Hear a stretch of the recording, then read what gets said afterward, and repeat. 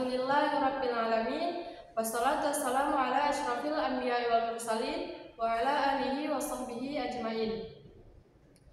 Baik, kami kelompok 6 akan mereview kelompok 10. Sebelumnya perkenalkan, nama saya Melan Sahwari dan di sebelah saya Sakina Alia Syahira dan saya Fadilah Hayati Batubara.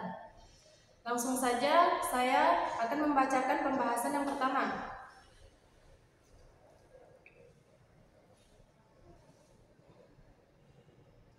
Yang mana tentang sejarah perkembangan pendidikan Islam di Nusantara. Islam pertama kali masuk ke wilayah Nusantara pada abad ke-13 hingga ke-14 Masehi melalui berbagai jalur, termasuk melalui pedagang Arab, Persia, dan India, serta melalui perantara ulama dan misionaris Islam yang melakukan perjalanan ke wilayah Nusantara. Pada awal masuknya Islam, pendidikan agama Islam di Nusantara cenderung bersifat informal. Pengajaran agama dilakukan secara lisan oleh ulama-ulama yang datang dari luar. Pengajaran ini biasanya dilakukan di masjid-masjid atau majelis-majelis ilmu. Ulama-ulama memiliki peran sentral dalam penyebaran Islam dan pendidikan awal di Nusantara.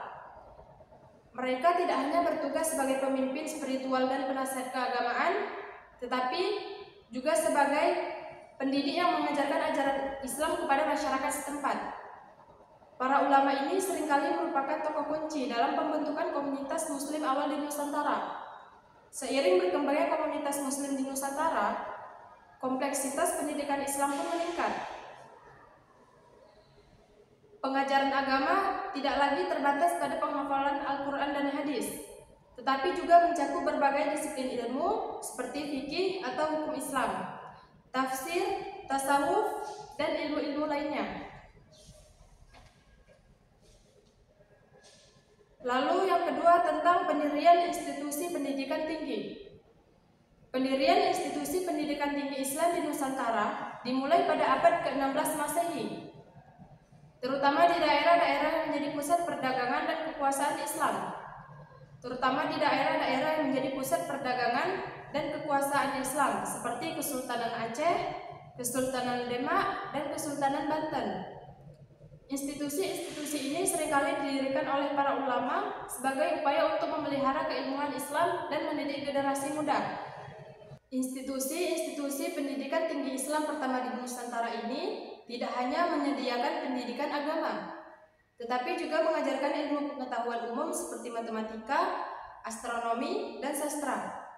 Mereka menjadi pusat keilmuan dan intelektual yang memainkan peran penting dalam penyebaran Islam dan perkembangan budaya intelektual di wilayah Nusantara. Pembahasan selanjutnya akan dibahas oleh Sakina Alia Syahira. Baik, di sini saya akan membahas mengenai kurikulum dan metode pengajaran.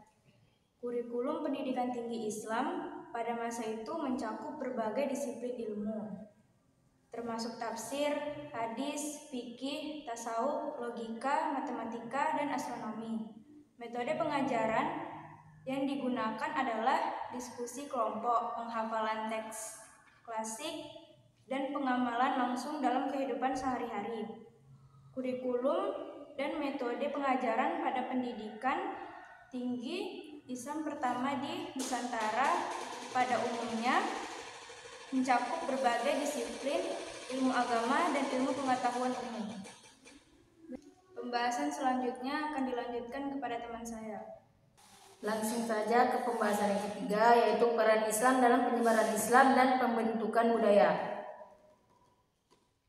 Islam memiliki peran penting dalam penyebarannya di berbagai wilayah, termasuk Indonesia. Dalam proses penyebarannya, Islam tidak hanya membawa ajaran agama, tetapi juga membawa pengaruh budaya yang signifikan. Berikut beberapa peran Islam dalam penyebaran Islam dan pembentukan budaya. Di antaranya itu perdagangan, pendidikan, perkawinan, seni dan budaya, serta politik.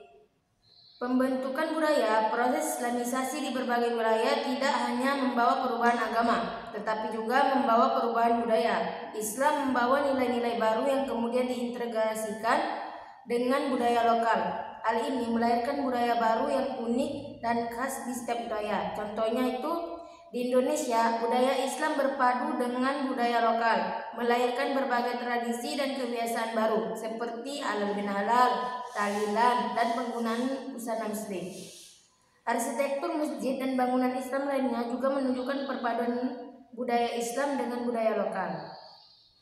Kesimpulannya, Islam memiliki peran yang sangat penting dalam penyebaran Islam, pembentukan budaya di berbagai wilayah melalui berbagai jalur dan metode dakwah. Islam berhasil menarik banyak orang untuk memeluk agama ini dan membawa perubahan positif dalam budaya lokal.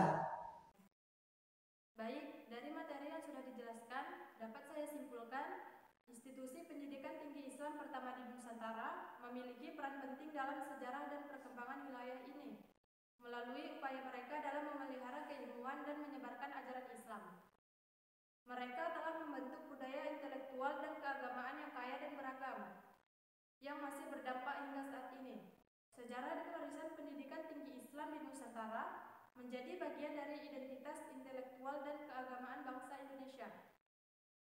Baik, adapun kelebihan dari makalah kelompok 10 ini, materi sudah cukup jelas dan pembahasan mudah dipahami. Namun, referensi yang dicantumkan dalam makalah tersebut itu kurang, dan pemakalah 10 juga kurang tegas dalam menyampaikan materi. Sekian hasil review dari kelompok 6 untuk pemakalah 10.